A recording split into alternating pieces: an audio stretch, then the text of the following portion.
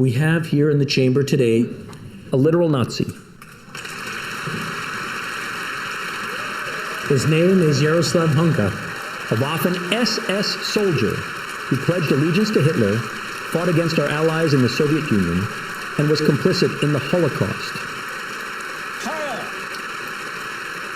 This man's a criminal. Not a great look for us. Good morning, people. How are you doing? Today is the 3rd day of October, 2023. And I, of course, am Scott. Good morning. How you doing? I nicked myself shaving, so I'm self-conscious. Politico published yesterday an apologist's screed explaining why just because someone fought against the Russians in World War II, which were the Soviets, just because someone fought against the Russians in World War II doesn't necessarily mean they were Nazis. Aside from the fact that they had to swear allegiance to the Nazi party if you were in the Waffen SS, aside from the fact that Heinrich Himmler himself visited and addressed that very same division, 1st Galatians division, on multiple occasions, aside from the fact that there's ample evidence that proves that these individuals were not only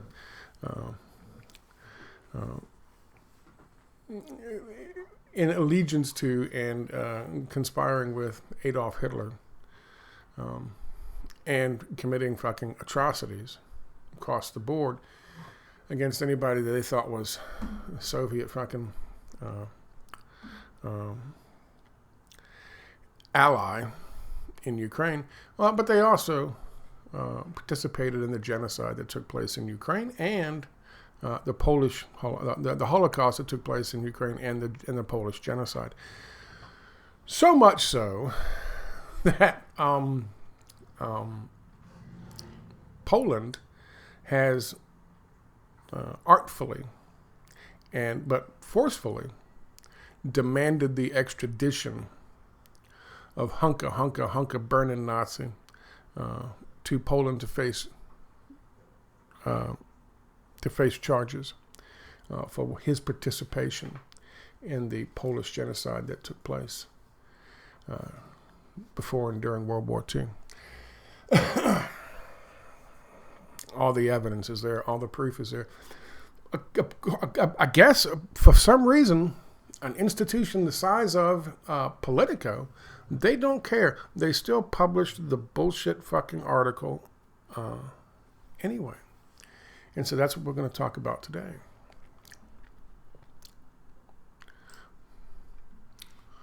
Let's go to the very start. This is written by somebody, by the way, by the name of Kerr Giles. Kerr Giles has an interesting background. Kerr Giles is a British writer.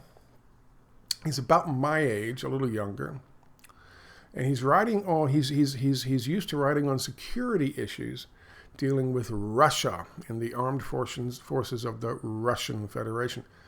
Don't forget, Canada is simply an extension of the crown, the empire, being connected to, of course, the United Kingdom.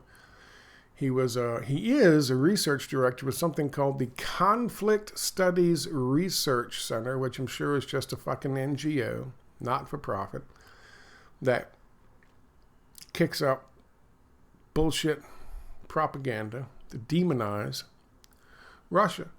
So much so that they had to publish, along with this, over at Politico, the name of his most recent book, Russia's War on Everybody. This dude is just a pure fucking military-linked propagandist. He would be, in the United States, what one would call a Mockingbird.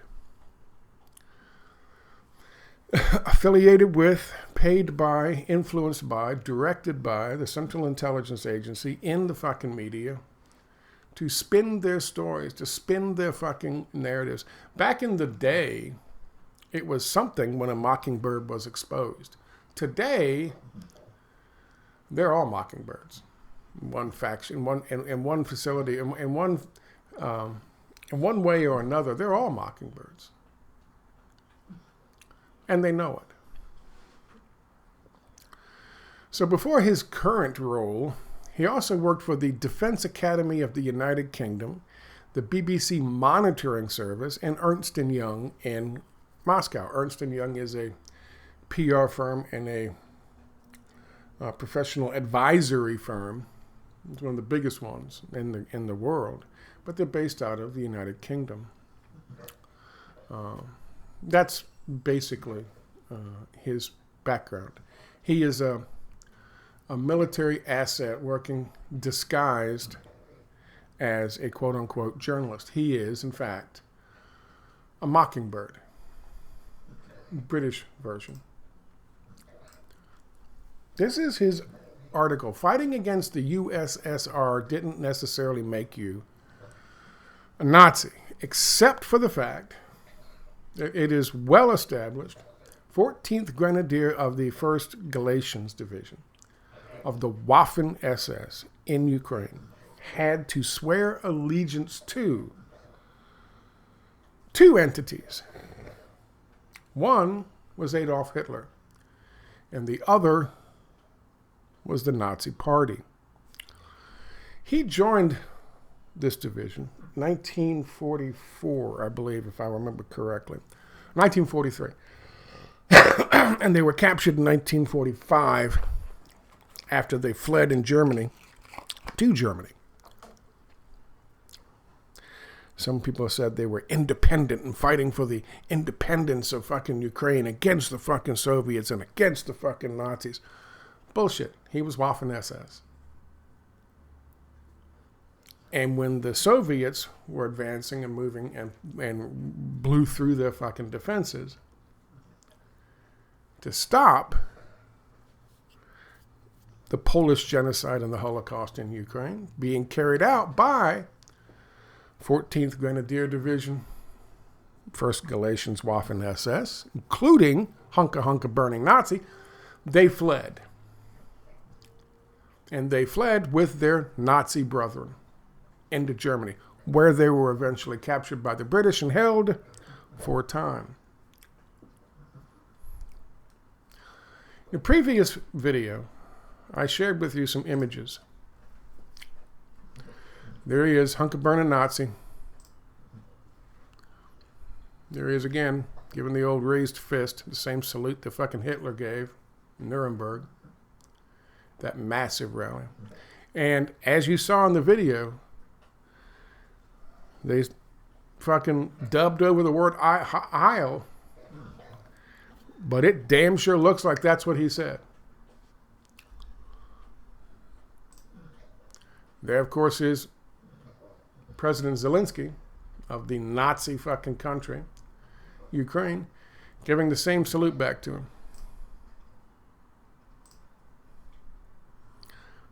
This is SS, 1st Galatian, and there he is, Yaroslav Hunka, burning Nazi, right there, front and center.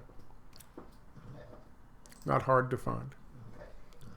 While he was serving 1st Galatian Division, Heinrich Himmler visited them on several occasions.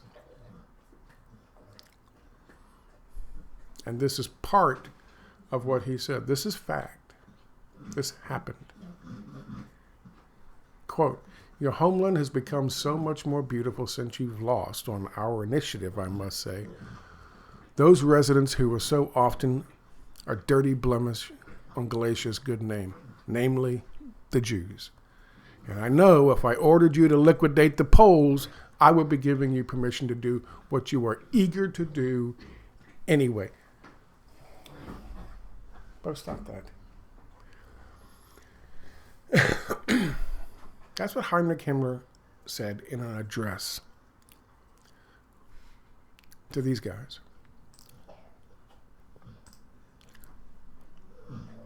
I am sure to a rousing round of applause and cheers. Here's Heinrich Himmler inspecting the troops of the 14th Grenadier Division, 1st Galatians, Waffen SS, Ukraine, as they are training for combat. That, right there, is Himmler. If you don't know who Himmler is, and I'm sure some people would have you forget, I want to read a little bit of this.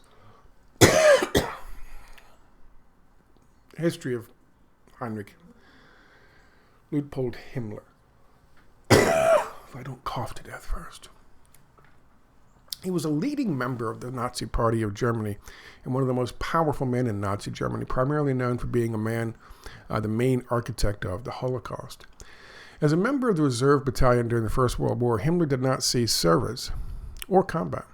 Having joined the Nazi Party in 1923 and the SS in 1925, he was appointed Reichsfuhrer, SS, by Adolf Hitler in 1929. Very sorry.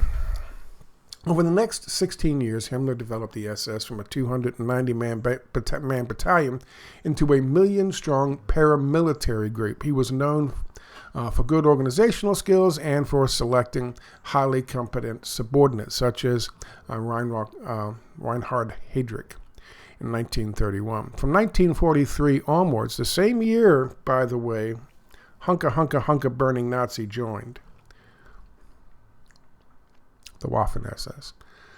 From 1943 onward, he was both chief of the criminal police and minister of the interior, overseeing all international and external police and security forces, including the Gestapo, the secret police. And he also controlled the Waffen SS, the military branch of the SS. Himmler's interest in occultism, and I can't pronounce that word, Volkeuch, topics influenced the development of the racial policies of Nazi Germany, and he also incorporated esoteric symbolism and rituals into the SS. He was a principal overseer of Nazi Germany's genocidal programs and administered an administration of the extermination camps. That is Heinrich Himmler, and this is Heinrich Himmler inspecting the troops of the same 1st Galatians Waffen SS that Hunka Burning Nazi was part of.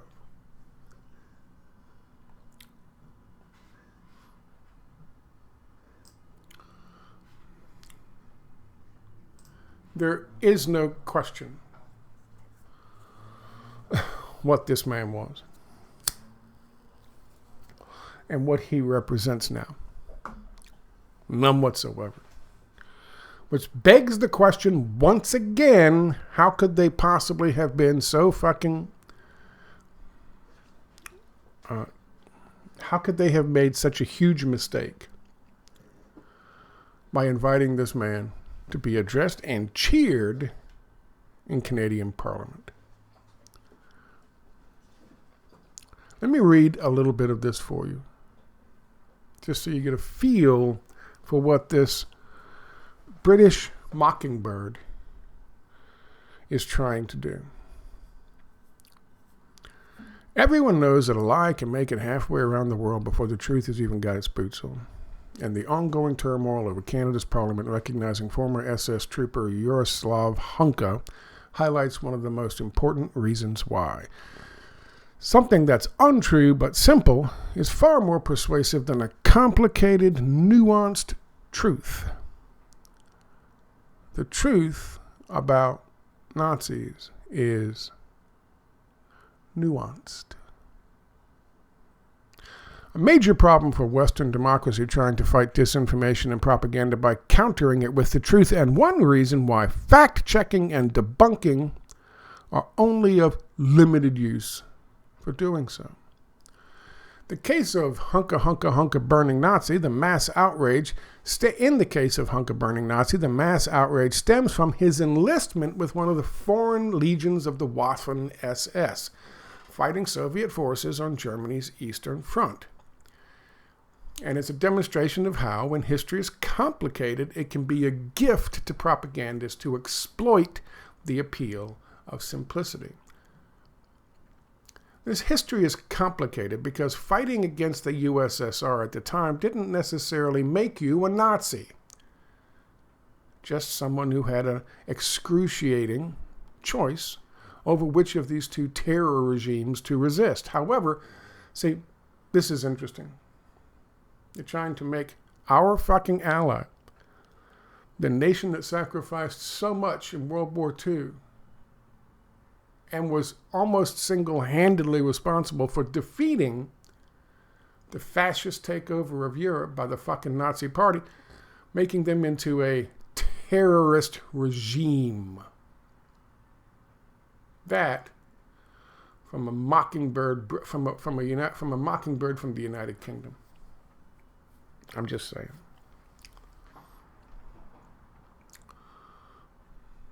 However, the idea that foreign volunteers and conscripts are being allocated to the Waffen-SS rather than the Wehrmacht on administrative rather than ideological grounds is a hard sell for audiences conditioned to believe the SS's primary task was genocide. And simple narratives like everyone in the SS is guilty of war crimes are more pervasive because they're much simpler to grasp. Canada's enemies have thus latched on to these simple narratives alongside concerned citizens in Canada itself, with the misstep over Hunka being misstep. It's a misstep celebrating a fucking Nazi. Do you see how this normalization process is? It keeps stepping down. It's just stepping down. It's just stepping down. It's just stepping down. It's just stepping down. Not all the Waffen-SS committed genocides. It's just a misstep that they celebrated a fucking Nazi in Canada. Always de-escalate. Always step down. Always normalize the fucking extremists. The ones that you want to normalize.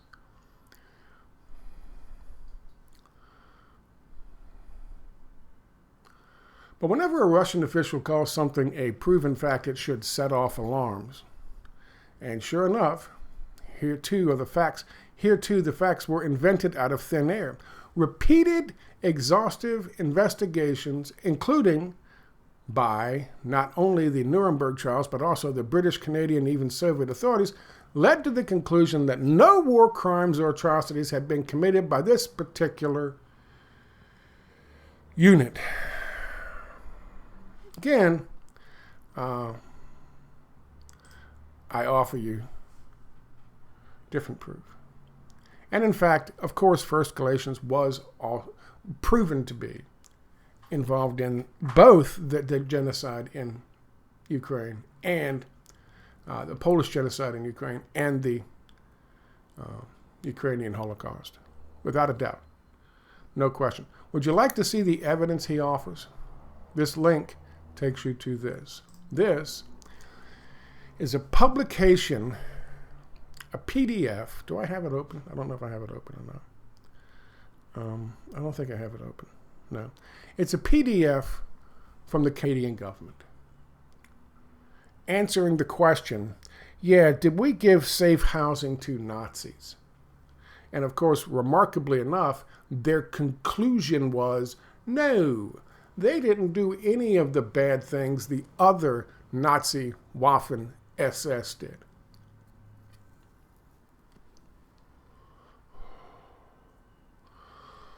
Which, of course, stands in stark contrast to every goddamn study.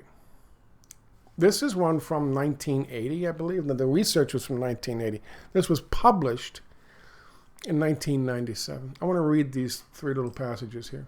Littman, who had been researching Nazis in Canada since 1980, said the 14th Volunteer Waffen-SS Grenadier Division, aka the Galician Division, largely comprised of Ukrainians who served with Nazi police battalions and death squads.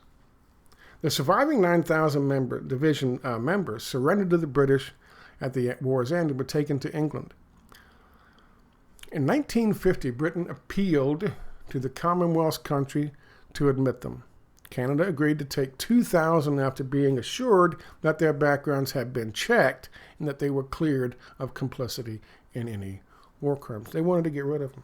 So, of course, they told them whatever they had to tell them. And they didn't do any investigation because they wanted to take them and house them and protect them. Now, I tell you this so I can tell you this. It's not even a question. It's not Canada saying, nope, we didn't give safe housing to fucking Nazis. It's not Russia. It's not Britain saying, yep, they were cleared. They didn't do any war crimes. They didn't fucking line people up. They didn't line up Poles, men, women, children, elderly, disabled, next to a fucking ditch and shoot them and push them into the ditch. We looked into it, and Canada was like, okay. And so here this jackass is, this Mockingbird is, saying the British and, of course, the fucking Canadians, they all did their extensive investigations. Their extensive investigations were lies. Absolutely 100% fucking lies. What's also not a lie is that the St. Louis, 1939, the MS St. Louis, steamed into fucking Canadian fucking harbor with 907 mostly Jewish fucking refugees. 1939. When Himmler was just starting up his goddamn machine to grind people into fucking pulp. Asking for asylum. Asking for... If anybody ever had goddamn reason to ask for asylum, they did. And Canada told them to fuck off. They refueled their fucking... They didn't let them deboard. They refueled their goddamn ship. They sent them down here to fucking New York. Statue of Liberty. Where we also told them to fuck off. And eventually, after spending 6 months or so, or however long it was on that goddamn liner, they had to go back to Germany. Where of the 907... 250 of them died in concentration camps. 10 years later, Canada's admitting fucking the people who did that to them. Are we clear?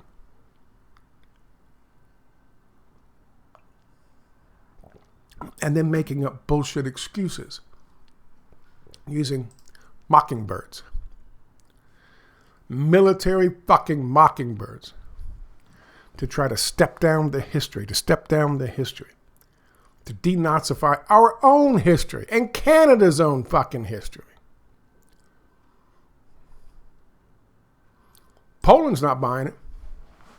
Also on Politico, by the way, September 26th.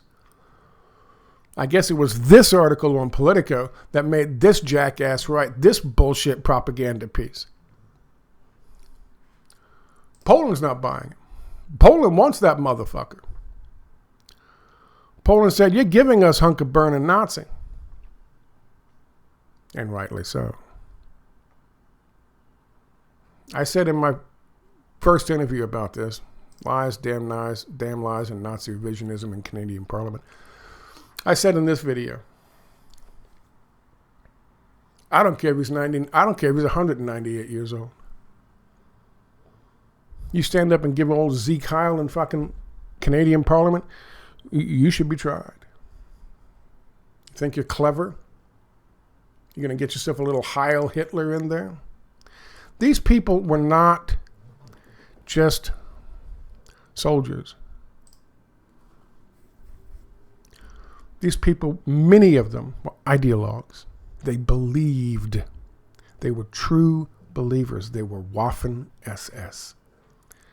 And they were run by the guy who fucking designed the goddamn genocidal programs in Eastern Europe and in Germany. The guy who would have been in charge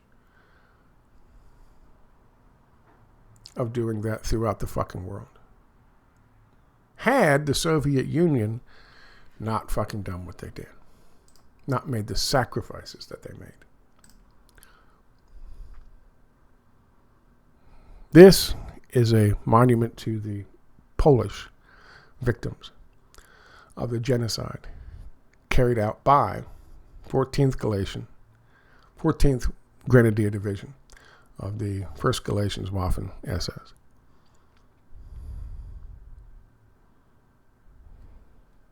It's one of a couple. And since we're talking about Nazis in Ukraine, there's one there. There's Tannenbach. There he is again. Next to John McCain. There he is. There's another one. There's some more paraphernalia. And this, of course, is a very interesting one. I've talked about this multiple times. That, of course, is Stepan Bandera. And this was an interview that took place within the first month of this conflict on PBS. And they called this guy a hero. He is a mayor of some city in Ukraine. He was talking about he was doing the interview for PBS. He picked up an American gun and was waving it around. Of course, there's no magazine in it. They wouldn't do that with a prop. They wouldn't give a moron a fucking loaded goddamn assault weapon. Certainly not a Nazi moron.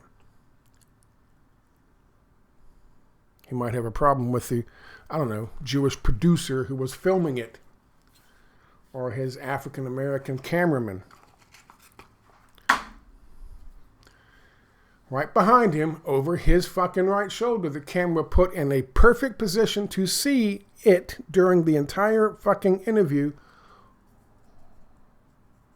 He had proudly hanging in his office a portrait of Stepan Bandera. Again,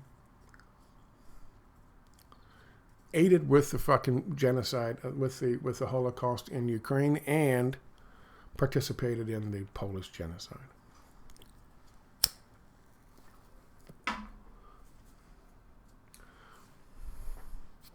You have this individual, this happening with PBS, and then you have this.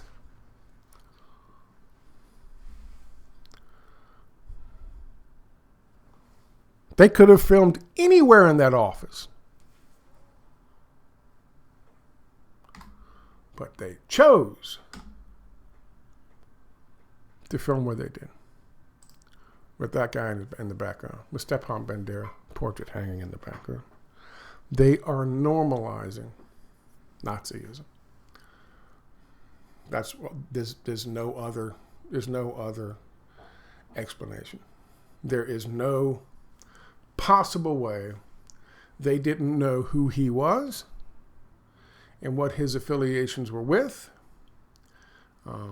And so they put him out front and center. Everybody had to go, oh, I'm so sorry.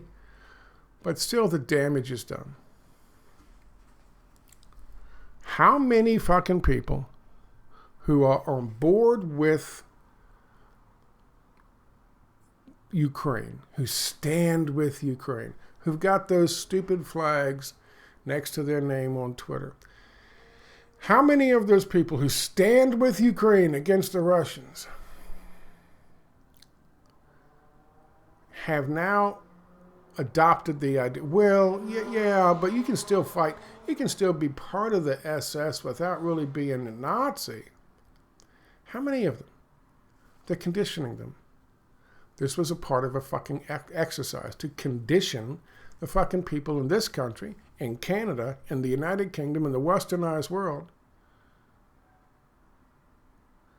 to try to get away from the stigma that is the Nazi fucking party, to try to normalize it, to step it down, to step down our feelings about it, our thoughts about it, what we understand about it.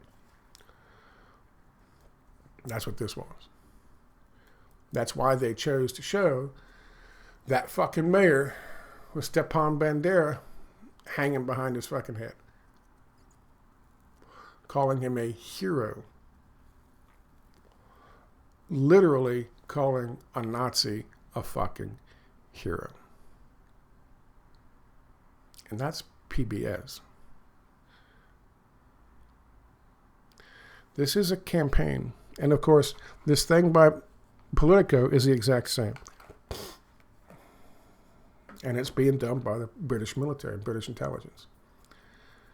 The same people, by the way, who told Canada back in the day, oh yeah, these people, they're not that Waffen SS. Come on, we wouldn't give you that Waffen SS. Of course they did. They were running Operation fucking Paperclip. They were bringing in high-ranking fucking Nazis, putting them in charge of big programs in Canada and the United States, United Kingdom. Anyway, I thought I'd share that with you. It's an interesting fucking read. Take a look at it. It's fascinating. But this is pretty much on par for what we thought. You know, when I first covered it, this is pretty much on par for what I thought they were doing. I kind of figured maybe somebody was trying to fucking undermine Zelensky by associating this fucking known fucking Nazi with him and having him celebrate him. I don't know. It could have been. But the way they're using it now, the way they're spinning it now, the way they're working it now, it certainly seems like the effort is to normalize Nazism, which is very concerning for Russians. It's very concerning for Polish people. It's very concerning for Jewish people in Roma. Should be for gays and blacks and pretty much anybody, even straight white males. Straight white males who aren't fucking Nazis and fascists. Anyway, thank you for your time.